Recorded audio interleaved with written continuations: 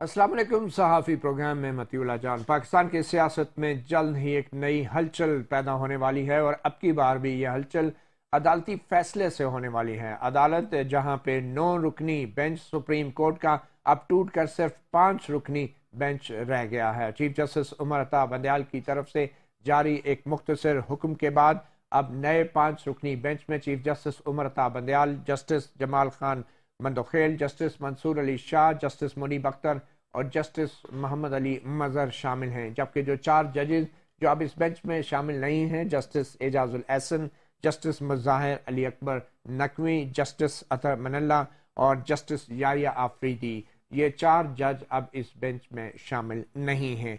आज के मुख्तसर हुक्म के साथ 4 जजों का इख्तलाफी इजाफी नोट भी सामने आया है जो 9 रुकनी बेंच का हिस्सा थे, और उन्होंने इस इलेक्शन की तारीख के हवाले से ये जो अस्कुद कार्रवाई सुप्रीम कोर्ट ने शुरू की थी 9 रुकनी बेंच ने, उसके हवाले से अपने कुछ तहफ़्फ़ुज़ात का भी इज़हार किया था।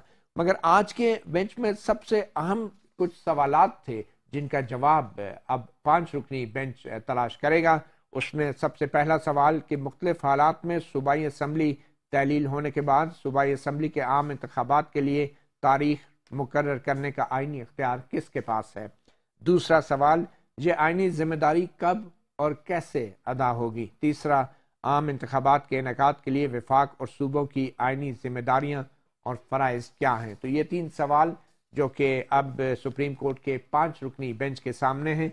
मगर आज जो 9 रुकनी बेंच टूट के 5 रुकनी बेंच में तब्दील हुआ है, उस 9 रुकनी बेंच में 4 जजों ने अपना इजाफी नोट भी लिखा था। मुख्तसरन आपको बताते चलें, सबसे पहले जस्टिस मंसूर अली शाह ने अपने इजाफी नोट में लिखा, अदालत के अंदर और बाहर से दरखास्तों के बावजूद एक मुअज़्ज़ज़ जज की ऑडियो लीक से मुतालिक सुप्रीम कोर्ट और सुप्रीम जुडिशल काउंसिल की तरफ से कोई जवाब नहीं दिया गया।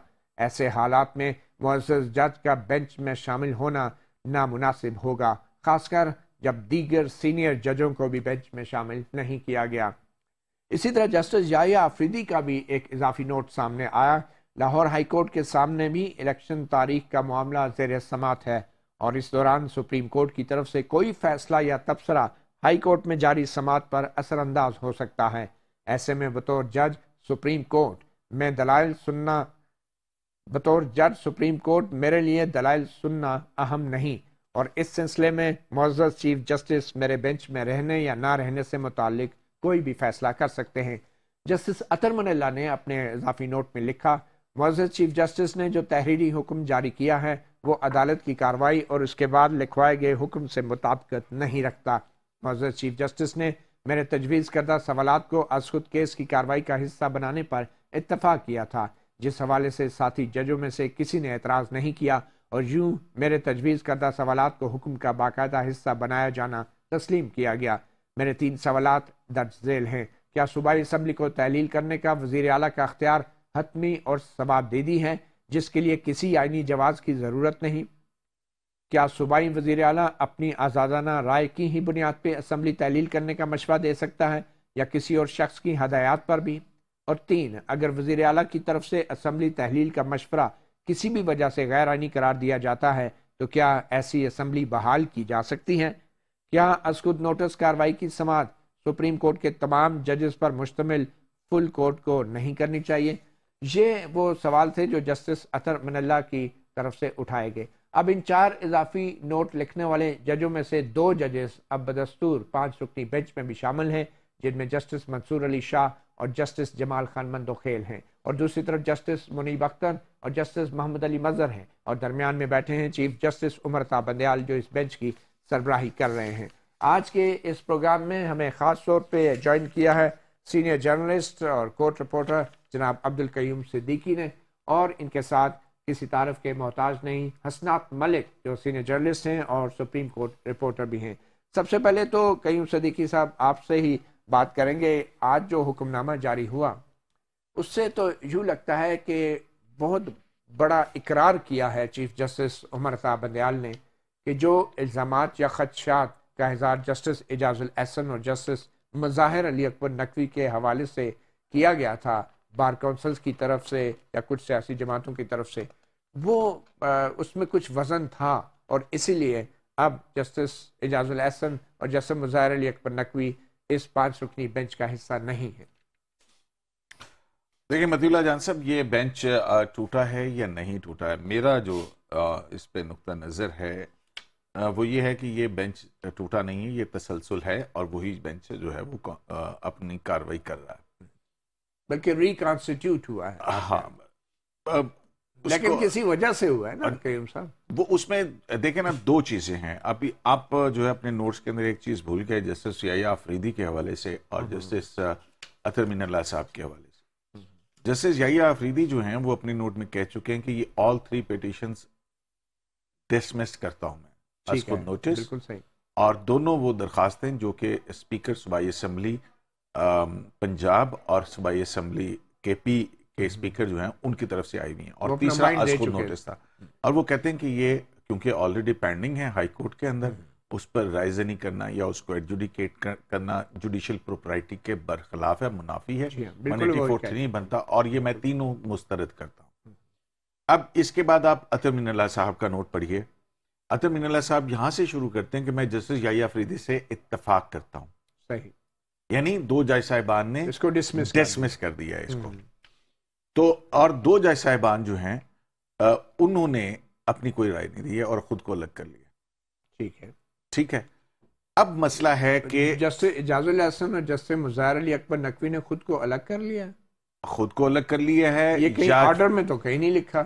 نہیں لکھا. آج صرف چیف جسٹس پاکستان نے جو ہے وہ آ کے بتایا ہے، کوئی آرڈر اس حوالے سے جاری نہیں، زبانی بتایا.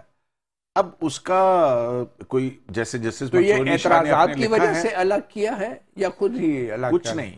دیکھیں یہی کنفیوژن جو ہے وہ کریٹ کی گئی ہے. مطیع اللہ جان صاحب آپ یہ دیکھیں کہ جو بڑا سوال اٹھ رہا ہے وہ ٹرانسپیرنسی کے حوالے سے اٹھ رہا ہے کہ جو ہے وہ 23 کا آرڈر جو ہے وہ 4 دن کیوں رکا رہا، اور پھر اس کے بعد 27 کو 2 گھنٹے کی تاخیر کے بعد کیوں عدالت شروع ہوئی، اور چائے کے کمرے میں اگر فیصلے ہونے ہیں تو پھر یہ اوپن کورٹ کی کیا ضرورت ہے. اچھا میں پڑھ دیتا ہوں. چائے کے کمرے کا جو ذکر ہے اس میں چیف جسٹس آج 27 فروری 2023 کو جو حکم نامہ لکھ رہے ہیں آرڈر آف دا بینچ، اس میں وہ لکھتے ہیں کہ جسٹس منصور علی شاہ، جسٹس یحییٰ آفریدی، جسٹس جمال خان مندوخیل اور جسٹس اطہر من اللہ، اور ان کی طرف سے جو اضافی نوٹس آئے تھے اور پھر جو 23 فروری کو ہم نے آرڈر ڈکٹیٹ کروایا تھا اس کو مد نظر رکھتے ہوئے، اور پھر جو ہماری گفتگو ہوئی، ڈسکشنز ہوئی، ڈیلیبریشنز ہوئی anteroom of this court, anteroom جہاں پہ ججز چائے پہ ملتے ہیں.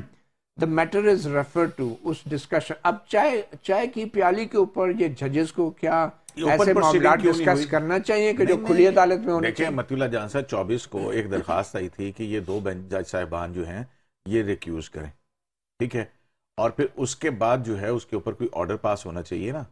بالکل. 24 کا وہ کہاں، اگر یہ 23 کو یہ 4 جج صاحبان کی رائے آ گئی بھی تھی تو یہ آرڈر کیوں رکا ہوا تھا؟ اور پھر 24 کو کاروائی کیوں ہوئی؟ تو پھر 24 کو کاروائی ہوئی، اگر ہوئی تو اس کاروائی کی حیثیت اہمیت کیا ہے؟ یہ ایک بڑا اہم سوال ہے. ہم حسنات کی طرف چلتے ہیں. حسنات ملک صاحب، آپ یہ جو بینچ کا ٹوٹنا اور 5 رکنی بینچ کا بننا ہے، آپ اس کو کیسے دیکھتے ہیں؟ کیا یہ بینچ واقعی ٹوٹ گیا؟ اور اگر جسٹس اعجاز الاحسن اور جسٹس مظاہر علی اکبر نقوی نے خود کو الگ کیا ہے تو ان کی طرف سے تو کوئی اضافی نوٹ نہیں ہے اس فیصلے کا حصہ، تو آپ سمجھتے ہیں کہ ان کو نکالا گیا ہے یا انہوں نے خود کو الگ کیا ہے؟ دیکھیں یہ جو آرڈر کورٹ آرڈر جو کہہ رہے ہیں وہ آج جاری ہوا ہے. آرڈر آف دی کورٹ جو آرڈر آف دی کورٹ پہلے جو جمعرات کو ہیئرنگ ہوئی اس میں اطلاعات یہ ہیں کہ جمعے کو جو ججز کو آرڈر بھیجا گیا وہ اس پہ سب نے سائن کیے. اس وقت تک ریکیوزل کا نہیں تھا کہ انہوں نے کہیں سائن کر کے آگے لکھا ہو یا اپنا نوٹ. ابھی تک جسٹس مظاہر اور جسٹس اعجاز الاحسن کا نوٹ جیسے آپ فرما رہے ہیں کہ کوئی نوٹ ہے ہی نہیں، اویلیبل ہی نہیں ہے. تو ایون ویکینڈ پہ بھی سائن ہو چکا تھے آرڈر، لیکن یہ آرڈر آف دی کورٹ جو ہے یہ آج یعنی اور اس کے بعد بینچ ریکنسٹیٹیوٹ ہوا ہے. تو سچویشن اس طرح کی بنی کہ اس میں جو آج آپ نے دیکھا کہ 2 گھنٹے بعد بینچ آیا تو اس میں جو ہے وہ یہ جب اب نوٹ پڑھیں تو یہ ہے کہ جیسے یحییٰ آفریدی اور جیسے اطہر من اللہ نے ریکیوز نہیں کیا، انہوں نے یہ نہیں کہا کہ ہم کیس نہیں سنیں گے. انہوں نے معاملہ جسٹس یحییٰ افریدی نے معاملہ چیف جسٹس کی کہا کہ جی آپ ڈیسائیڈ کریں, اور دوسرا جسٹس اطہر من اللہ نے کہا جی فل کورٹ بنایا جائے. لیکن انہوں نے اپنی رائے دے دی نا حسنات. جسٹس یحییٰ افریدی اور جسٹس اطہر من اللہ نے کہہ دیا کہ ان کو ہم ڈسمس کرتے ہیں, جیسے قیوم نے پوائنٹ آؤٹ کیا, اور یہ ہائی کورٹ میں سنی جا رہی ہیں, ہم انہیں سنتے نہیں ہیں. تو انہوں نے تو اپنے آپ کو پھر بتا دیا نا کہ ہم تو نہیں سنیں گے. یہ رائے تو مطیع اللہ جان صاحب, جسٹس جمال مندوخیل صاحب نے چیف جسٹس کو بھی یہ کہا کہ وہ بھی اپنی اوپینین دے چکے ہیں. جب ان کے نوٹ کو اگر آپ دیکھیں تو انہوں نے چیف جسٹس پہ بھی بات کی ہے. تو یہ 184(3) کا ایشو یہ ہوتا ہے کہ اس میں اسیسمنٹ تقریباً آلموسٹ ہر جج دے ہی دیتا ہے, اور اس کو جو ہے وہ کنونس کرنا پڑتا ہے کہ آپ کی جو اسیسمنٹ ہے وہ ٹھیک نہیں ہے. اسی وجہ سے لوگ کہتے ہیں کہ یہ انکوزیٹوریل جو پروسیڈنگ 184(3) کی ہے یہ سپیرنگلی یوز کی جائے. لیکن یہ جس طریقے سے ہے معاملہ, اب بھی ایسے لگ رہا ہے کہ جو بینچ چل رہا ہے وہ چیزیں ایسے لگ رہی ہیں کہ ان کو اندازہ ہے کہ ہم نے کس حد تک جانا ہے اور جو کیا کرنا ہے, کیا ڈیسائیڈ کرنا ہے. اور یہ جو 2 دن جی فلاں سن لے, فلاں آرگومنٹ دے دے, کل کس کی باری ہے, 184(3) کا میں نے تو جو 15 سال میں دیکھا کہ ججز پہلے ہی ان کے مائنڈ بنا ہوتا ہے کہ ہم نے یہ فیصلہ کرنا ہے, اور اسی طرح ہی ہوتا ہے. بالکل آرگومنٹ یہ پہلے مائنڈ بننے کے حوالے سے تو ایک اعتراض چیف جسٹس پہ بھی آیا تھا, اور خاص طور پر جسٹس جمال خان مندوخیل کی طرف سے, کہ چیف جسٹس نے بھی جسٹس اعجاز الاحسن اور جسٹس مظاہر علی اکبر نقوی کے نوٹ سے اتفاق کرتے ہوئے سو موٹو کاروائی شروع کی, اور پھر یہ 9 رکنی بینچ بنایا تھا. تو اس لیے اعتراض تو چیف جسٹس پہ بھی تھا. بہرحال ایک چھوٹی سی بریک لیتے ہیں, اور بریک کے بعد ہم اس اہم معاملے پہ گفتگو جاری رکھیں گے. ہمارے ساتھ موجود ہے حسنات ملک اور عبدالقیوم صدیقی.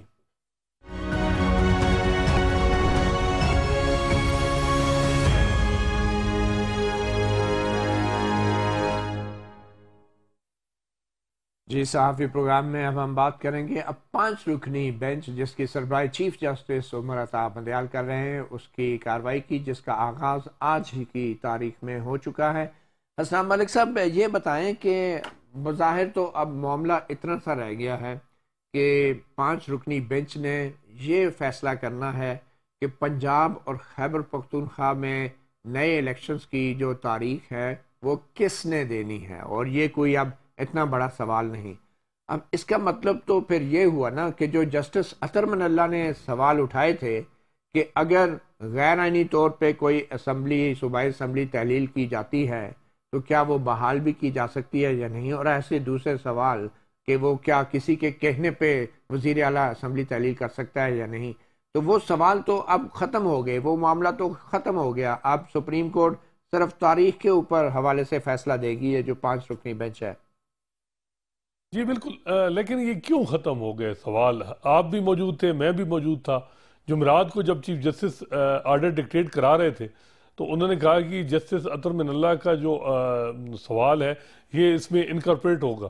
اور لیکن قیوم صدیقی صاحب آپ کو زیادہ بتائیں گے کہ جب ججز یہاں اٹھ کے گئے کورٹ روم سے, بعد میں کہیں جو ہے وہ ایک سیکشن نے اعتراض کیا, حالانکہ جب یہ بات آرڈر ڈکٹیٹ کرا رہے تھے یا جب انہوں نے سوال اٹھائے تو اس وقت کسی نے اس پہ سوال نہیں اٹھایا. اور یہ بات جسٹس اطہر من اللہ نے اپنے اضافی نوٹ میں لکھی ہے کہ آرڈر آپ نے کچھ ڈکٹیٹ کروایا تھا اور بعد میں کچھ لکھ دیا ہے, اور اس وقت کسی نے اعتراض نہیں کیا تھا.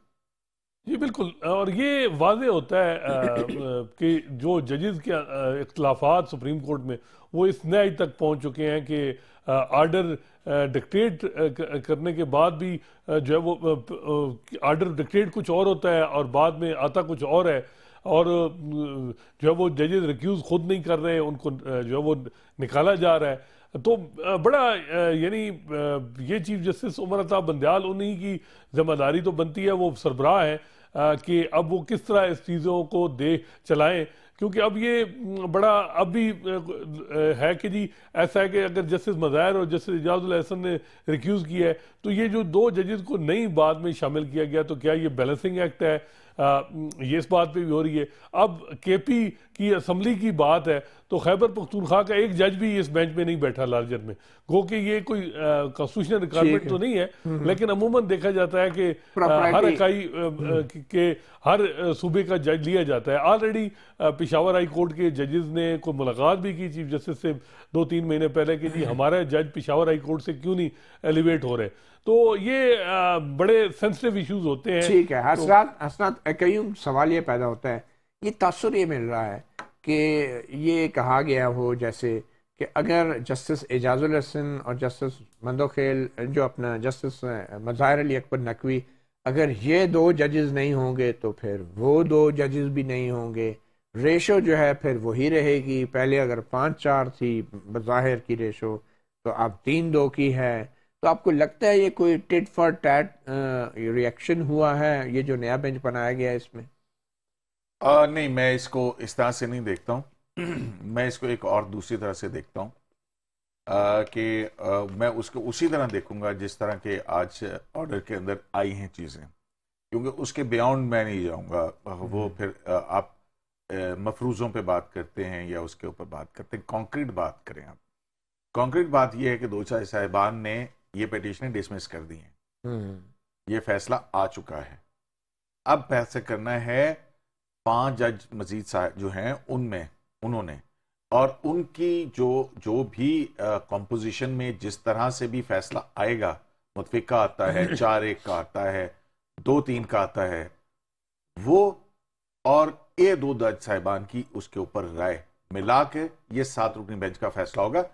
تو یہ پاناما میں بھی کچھ اس طرح کا ہوا تھا. پاناما کے اندر اب بھائی نا اب آیا اونٹ پہاڑ کے نیچے. ہاں جی, کہ وہاں پہ پہلے 5 رکنی بینچ بنا جی, پھر اس کے بعد 3 رکنی بینچ بنا, 3 نے کہا جی آئی ٹی میں جائے گا, 2 نے اس کے بعد جو ہے پہلے آیا تھا 3-2 کا فیصلہ, ٹھیک ہے نا, اس میں پرائم منسٹر ڈسکوالیفائی نہیں ہوا تھا.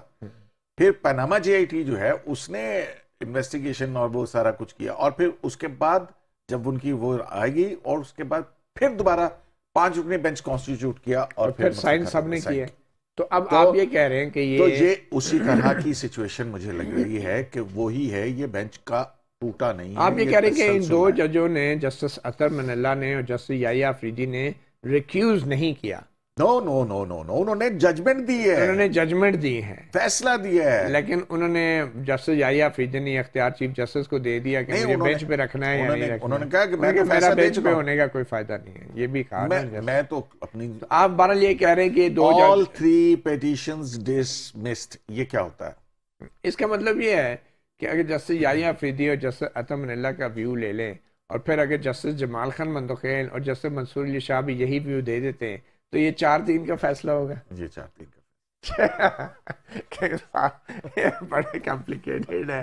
میں آپ کو کہہ رہا ہوں, دیکھیں بات یہ ہے کہ مطیع اللہ جان صاحب, گتھیاں اسی طرح سے سلجھانی پڑتی ہیں. مجھے اچھا ایک بات بتائیں آپ, یہ 2 پیٹیشن ڈسمس ہو گئی ہیں, نیا بینچ ریکانسٹیٹیوٹ ہونے کی کاز لسٹ جاری ہوئی ہے, بتائیں.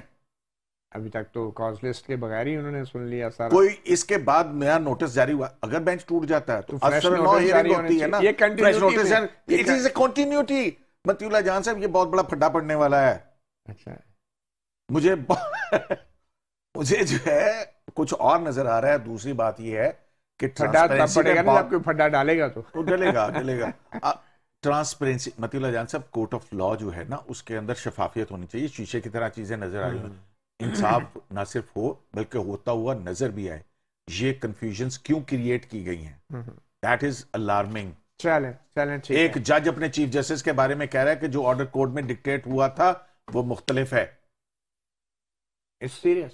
السلام علیکم صاحب, آپ یہ بتائیں کہ حکومت چاہتی کیا ہے؟ ابھی تک کچھ حکومت کا موقف سامنے نہیں آیا, نہ ہی اٹارنی جنرل نے بتایا, نہ ہی حکومت کے جو وکیل ہیں آپ پیش ہو رہے ہیں, بیرسٹر منصور عوان ہیں یا فاروق نائک ہیں, کچھ پتہ نہیں چل رہا کہ یہ چاہتی کیا ہے. کیا حکومت یہ کہہ رہی ہے کہ ہم الیکشن نہیں ہونے دیں گے؟ ابھی تک کا کیا موقف ہے حکومت کا؟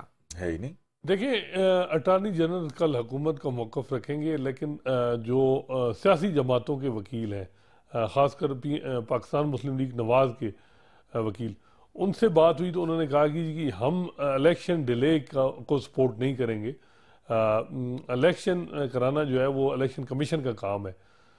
لیکن مسئلہ جو ہے وہ ہے کہ پیسوں کا، کہ الیکشن کمیشن نے تقریباً 45 ارب روپے، اب وہ کہہ رہے ہیں کہ ہم نے 60 ارب روپے کی ڈیمانڈ کی ہے. اب 60 ارب روپے جو ہے وہ کیا حکومت ان کو دے پائے گی؟ کیونکہ آئی ایم ایف کی جو کنڈیشنز ہیں وہ یہ ہے کہ 180 ارب روپے ایڈیشنل آپ اکٹھا کریں. تو اس وقت 60 ارب روپے اگر حکومت کس مد میں ان کو نکال کے الیکشن کمیشن کو دے گی؟ کیا سپریم کورٹ جو ہے وہ فائنانس سیکٹری کو بلا کے کہے گی کہ جی وہ پیسے دیں؟ کیونکہ دیکھیں حکومت کا تو یہ سمجھ آ رہی ہے ہمیں کہ پیسوں کا مسئلہ ہے، بالکل مگر اصل معاملہ پیسوں کا نہیں. یہاں پہ آئینی سوال ہے، اور آئینی سوال یہ ہے کہ تاریخ کیا الیکشن کمیشن نے دینی ہے، گورنر نے دینی ہے، یا صدر نے دینی ہے؟ اور کیا الیکشن کمیشن کو اگر تاریخ مل بھی جاتی ہے تو کیا الیکشن کمیشن کا یہ اختیار نہیں ہے کہ وہ اس تاریخ میں رد و بدل کر دے؟ مثال کے طور پہ میں آپ کے سامنے ایک پرپوزیشن رکھتا ہوں، قیوم صاحب آپ کے سامنے بھی ایک پرپوزیشن رکھتا ہوں کہ اگر سپریم کورٹ یہ فیصلہ دے بھی دیتی ہے کہ پنجاب کا گورنر اگر تاریخ نہیں دے رہا تو صدر مملکت تاریخ دیں گے. اب چونکہ وہ 90 دن والی ڈیڈ لائن ویسے ہی وائلیٹ ہو چکی ہے اور 9 اپریل تاریخ 254 عمل نہیں ہو سکتا، 254 انووک ہو چکا ہے. تو اگر 90 دن والا ویسے ہی انووک ہو چکا ہے تو سپریم کورٹ کا تو سو موٹو ویسے ہی انفیکچس ہو گیا پھر، کیونکہ وہ ارجنسی نہیں ہے اس کے اندر. اور اگر سپریم کورٹ اس کے باوجود بھی یہ کہتی ہے کہ صدر تاریخ دے دیں، ایک نئی تاریخ دے دیں، تو کیا جو گورنر کے پی کے ہے کیا وہ پابند ہے کہ وہ پنجاب والی تاریخ دے یا صدر کی تاریخ پہ جائے؟ کیونکہ گورنر کے پی کے تو کہتا ہے کہ میں نے اسمبلی تحلیل کی ہے، تاریخ میں نے دینی ہے. اب میں مکمل کر لوں ذرا. اب اگر گورنر کے پی کے کہتا ہے کہ پنجاب کی تاریخ اپنی جگہ، میں اکتوبر میں الیکشن کراتا ہوں، ٹھیک ہے، تو کیا الیکشن کمیشن ان دونوں تاریخوں کے بیچ کوئی ایڈجسٹ کر سکتا ہے؟ کیونکہ آئینی ادارہ ہے، وہ کہہ سکتا ہے سیلاب ہے، دہشت گردی ہے، وسائل کی کمی ہے، مرحلہ وائز کرا سکتے ہیں.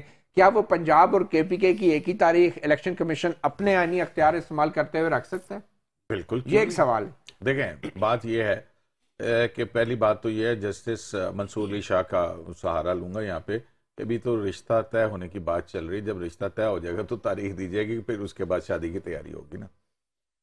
تو ابھی تو یہ سوچا جا رہا ہے نا کہ ہاں واقعی اگر گورنر ہی نے دینی ہے. اب اس کی 3 صورتیں ہیں، یا صدر نے. دیکھیں 3 صورتوں میں اسمبلی ڈیزالو ہوتی نا ہمارے آئین کے مطابق، یا تو اپنی اسمبلی مدت پوری کر لے، یا وزیر اعلیٰ کی ایڈوائس کے اوپر گورنر تحلیل کرے، یا یہ کہ وزیر اعلیٰ کی ایڈوائس آئے، ایڈوائس کے 48 آورز کے اندر خود بخود تحلیل ہو جائے.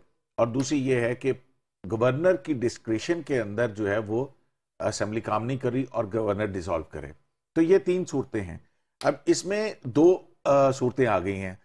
پنجاب کے اندر 48 گھنٹے کے اندر خود بخود اسمبلی ڈیزالو ہوئی ہے، لیکن وہ بھی گورنر کا پوسٹ آفس ہے. سنیں تو صحیح نا، سوال تو ہے نا، تصور تو یہی ہوگا کہ وہ گورنر نے ہی کی. سرکار میری وہ پھر وہی آ جاتا ہے نا 112، اور اس کے آج بھی اس کے اوپر بڑی لمبی بحث ہوئی ہے کہ کچھ ایسی چیزیں ہیں جو کہ ایڈوائس کا پابند ہے گورنر. اب یہاں پہ جو ہے یہ تاریخ کے حوالے سے یہاں پہ تو ڈسکریشن بڑی واضح ہے کہ یہ تو گورنر نے اگر اس کی ڈسکریشن، تو یہ وہ ڈسکریشن نہیں ہے کہ جو پابند ہو. سو اگر کوئی تاریخ آ بھی جاتی ہے، سپریم کورٹ پہلی بات تو یہ کہ آج چیف جسٹس نے کہا کہ ہم یہ نہیں کہہ رہے کہ ہم نے تاریخ دینی ہے، ہم نے یہ انٹرپریٹ کرنا ہے کہ تاریخ دینی کس نے ہے. ٹھیک ہے، کہ وہ کون سی آئینی اتھارٹی ہے جو تاریخ کا اعلان کرے گی. اور پھر obviously الیکشن کمیشن اس تاریخ میں رد و بدل کر دو. آپ الیکشن ایکٹ 58 جو سیکشن 58 وہ ہے. ٹھیک ہے، ایک چھوٹی سی بریک لیں گے اور بریک کے بعد پھر بات کریں گے کہ اب سیاسی محاذ کے اوپر بھی عدالتوں کو گھسیٹا جا رہا ہے. ہم دیکھ رہے ہیں کہ مریم نواز دن بدن اپنے تابڑ توڑ حملوں میں اضافہ کر رہی ہیں سپریم کورٹ کے حوالے سے، اور خاص طور پہ اس معروف اور مشہور پاناما بینچ کے حوالے سے جس نے ان کے والد محترم اور سابق وزیر اعظم نواز شریف کو تاحیات نااہل کر رکھا ہے. ایک چھوٹی سی بریک کے بعد بات کرتے ہیں کہ انصاف پہلے ہوگا یا الیکشن، کیونکہ یہ سوال اٹھایا ہے مریم نواز نے.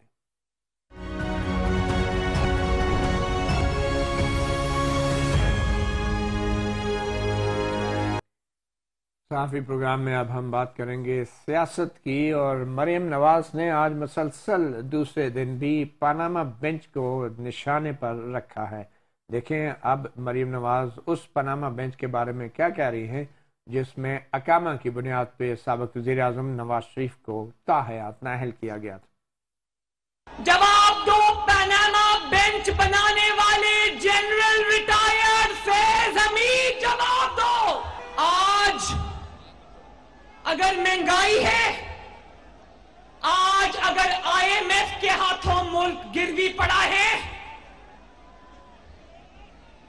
تو کون ذمہ دار ہے؟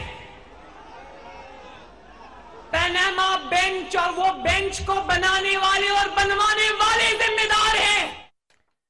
تو آپ نے سنا پاناما بینچ ذمہ دار ہے، قیوم صدیقی صاحب، جنرل فیض حمید ذمہ دار ہیں، ایک اور جنرل بھی ہوتے تھے جنرل باجوہ جن کا نام تھا، فیض حمید تو ان کے متحد تھے۔ تو آپ کو لگتا ہے کہ مریم از بینگ فیئر؟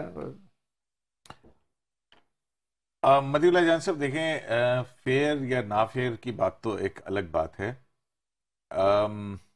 میرا خیال ہے کہ ہر پولیٹیشین کی میں گریس مارکس دیں اگر تو ہر پولیٹیشین کی اپنی ایک تدبیری حکمت عملی ہوتی ہے کہ اس نے کب کیا کرنا ہے۔ آپ کی تو کوئی تدبیری حکمت عملی نہیں ہے نا؟ سن تو لینا۔ اچھا، اب اس کے بعد جو ہے بات یہ ہے کہ مریم اپنے کارڈز کب اور کہاں شو کریں گی، یہ تو مریم ہی بذات خود بہتر جانتی ہیں، لیکن جہاں تک آپ کے سوال کا جواب ہے، ان کا نام ہے جنرل قمر جاوید باجوہ۔ تو اور آپ کا اشارہ بالکل درست ہے کہ جنرل قمر جاوید باجوہ کے لیے یہ بخشش کیوں اور فیض کی گردن کٹہرے میں کیوں، جبکہ ہو سکتا ہے کہ آگے جا کے جو ہے وہ پہلے معاملہ شروع تو ہو جائے، دیکھتے ہیں کہاں جا کے ختم ہوتا ہے۔ وہ کہیں جنرل فیض کو وعدہ معاف گواہ تو نہیں بنانا چاہ رہے؟ اسناد ملک صاحب، جو پاناما بینچ کا بار بار مریم ذکر کر رہی ہیں، تاریخی اعتبار سے پاناما بینچ کا کیس آپ نے بھی کور کیا، تو کیا لگتا ہے آپ کو بنیادی اعتراض کیا ہے مریم کو پاناما بینچ پہ؟ ایک تو ہمیں پتا ہے نا کہ وہ پاناما کا نام لے کے اقامہ میں نائل کر دیا، بلیکس لاء تو پاناما بینچ کی کارروائیوں کے یا کارروائی کے حوالے سے آپ کے کیا مشاہدہ رہا ہے؟ دیکھیں مطیع اللہ جان صاحب، پاناما بینچ اس میں کوئی شک نہیں کہ with the passage of time hostile ہو گیا۔ 20 اپریل 2017 کا جب فیصلہ 3-2 سے آیا تو نون لیگ نے خوشیاں منائیں، مٹھائیاں بانٹی کہ جی معاملہ JIT کو بھیج دیا۔ مسئلہ ان کی اپنی لیگل اسٹریٹجی میں فالٹ تھا، اور میرا خیال ہے کہ ان کی جن وکلاء نے ان کو مشورے دیے کہ آپ جو منی ٹریل کی ساری جو ہے وہ سپریم کورٹ کے سامنے رکھ دیں، قطری لیٹر بنا کے دیں، اور حسن حسین کے وکیل سلمان اکرم راجہ جو آج کل PTI کے وکیل ہیں، صدر پاکستان کے ہیں، جی صدر پاکستان کے ہیں، اور آج تو صدر پاکستان کے توشہ خانہ میں عمران خان کے وکیل ہیں، تو وہ آج کل ویسے بھی جب کوئی ان کی ایک اور کیس میں بھی ہے، جی عمران خان صاحب کو کوئی آئینی مسئلے پہ کوئی ایڈوائز لینی ہوتی ہے تو سلمان راجہ صاحب ہوتے ہیں۔ تو میرا خیال ہے کہ انہوں نے اس کیس میں بھی ہمیں نہیں بھولنا چاہیے کہ 3 دفعہ لیگل ٹیم چینج کی، اپریل میں پاناما آیا، نومبر تک کیس پولیٹیکل پارلیمانی کوئی کمیشن نہیں بنایا، یا کوئی دوسرا کمیشن بنا دیتے، یا نیب سے معاملہ کاغنیزنس نیب سے کوئی لے لیتا۔ میرا خیال ہے کہ بہت سا فالٹ جو ہے وہ ان کا اپنا ہے، جو ان کو وکلاء نے ایڈوائزز دیں، چاہے انہوں نے میاں صاحب کو کہا کہ یہ تقریریں کریں آپ کہ یہ ہیں وہ ذرائع۔ میرا خیال ہے کہ یہ سارا میٹیریل سپریم کورٹ کے پاس تو کچھ بھی نہیں تھا، سارا کچھ جو ہے وہ یہ وکلاء نے، ان کی اپنی غلطیاں تو اپنی جگہ، عدالت کی کوئی غلطی نظر آتی ہے آپ کو اس میں؟ نہیں، عدالت کی آپ بتائیں نا کریم صاحب، آپ بھی تو کور کرتے ہیں۔ بڑا بوجھ جو ہے مجھ پہ ڈال دیں آپ۔ نہیں، آپ کو کیا لگتا ہے پاناما بینچ؟ اسناد سے چل کے پھر میری بات، آج اسناد کو بولیں۔ پاناما بینچ کی کوئی غلطی ہے اس میں کہ ساری غلطیاں وکیلوں کی ہیں؟ خواجہ حارث کی ہیں، سلمان اکرم راجہ کی ہیں، غلط اسٹریٹجی کی ہیں۔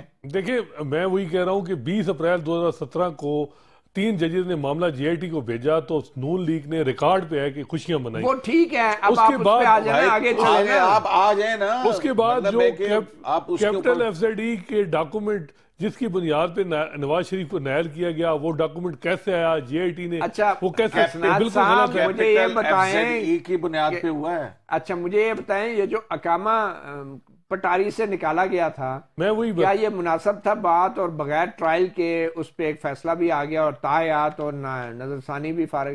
بالکل جو نااہلی تھی نواز شریف کی، جس پہ وہی میں کہہ رہا ہوں کہ وہ ڈاکومنٹ کس نے دبئی سے اسناد صاحب آپ مجھے لگتا ہے تھوڑی ہمت نہیں پکڑ پا رہے. قیوم صاحب آپ بتائیں. چھوڑیں جی اسناد صاحب. دیکھیں جی سیسیلین مافیا کہا گیا اس کے اندر، موریو پوزو کے ناول سے شروع کیا گیا.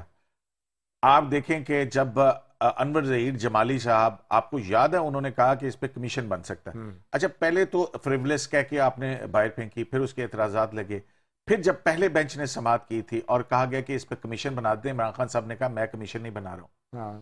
تو معاملہ جو ہے وہ، اور انور ظہیر جمالی صاحب ریٹائر ہو گئے اور پتہ نہیں کتنا عرصہ پہلے ہی ریٹائر ہو گئے. حالانکہ ان کے مدت پڑی تو انہوں نے کہا میں مقدمے ہی نہیں سنتا، چھٹی پہ چلے گئے. اور پھر کیا یہ بات ریکارڈ پہ نہیں، hold your horses come to us. بالکل یہ کس نے کہا؟ اور نہیں، پھر جو نگران جج بٹھائے گئے، نگران جج بٹھائے گئے، جسٹس اجازل احسن، اس کے بعد جج ارشد ملک کی گواہیاں اور ویڈیو جو آئی ہے بعد میں، اور پھر ثاقب نثار کے حوالے سے پھر شوکت صدیقی صاحب نے جو بیان دیا، تو بہت کچھ معاملات ہیں. ہم مریم مزید بھی کچھ کہہ رہی ہیں، ان کو بھی سن لیتے ہیں کہ پہلے انصاف ہوگا اور پھر الیکشن. یہ سن لیتے ہیں پھر اس کے اوپر. الیکشن ہوگا، ضرور ہوگا، لیکن پہلے ترازو کے دونوں پلڑے برابر کیے جائیں گے. وہ فتنہ خان گھڑی چور جس کا سر سے پیر تک ہر بال چوری اور ڈکیتی میں ڈوبا ہوا ہے، پہلے اس کو انصاف کے کٹہرے میں کھڑا کریں گے، پھر الیکشن ہوگا. یہ قیوم دونوں پلڑے برابر ہونے سے کیا مراد ہے کہ نواز شریف بھی الیکشن کے لیے اہل ہوں گے اور عمران خان بھی ہوں گے؟ مریم کیا کہنا چاہ رہی ہے؟ دونوں نہ اہل رہیں گے، لیکن جنہوں نے الیکشن کے کیس کا فیصلہ کرنا ہے، اگر انصاف ہوا تو پھر ان کے لیے بھی بڑی مشکل پیدا ہو جائے گی، جنہوں نے صادق اور امین قرار دیا عمران خان کو، اور پھر ان کے لیے بھی کہ جنہوں نے نگرانی کی اس جی آئی ٹی کی جس کے بعد اقامہ میں ان کو نائل کیا گیا. تو مطیع اللہ جان صاحب یہ دیکھیں نا کہ اسی کے حوالے سے آپ کو یاد ہے کہ جو پاناما کیس کا فیصلہ ہے بہت کنٹروورشل رہا ہے، اور کئی مرتبہ ہم نے دیکھا ہے کہ عدالت کے اندر جب اس کا حوالہ دیا گیا تو اس میں وہ ہوا. اب آپ یہ دیکھیں کہ میاں نواز شریف سے جب کسی نے پوچھا، عمران خان کا مقدمہ چل رہا تھا صادق اور امین کے حوالے سے بینچ کا، تو پوچھا کہ میاں صاحب اس کا کیا فیصلہ آئے گا، تو انہوں نے کہا کہ اس فیصلے میں بھی مجھے نااہل قرار دیں گے. اور بہرحال بہت شکریہ فیصل عرب صاحب جو ہے ان کا نوٹ بالکل بہت شکریہ قیوم صدیقی. اور الیکشن کی تاریخ کے حوالے سے کیس جاری ہے اور اب 5 رکنی بینچ کیس سن رہا ہے. کل آپ کو اس حوالے سے مزید اپڈیٹ دیں گے. اجازت دیجیے، اللہ حافظ.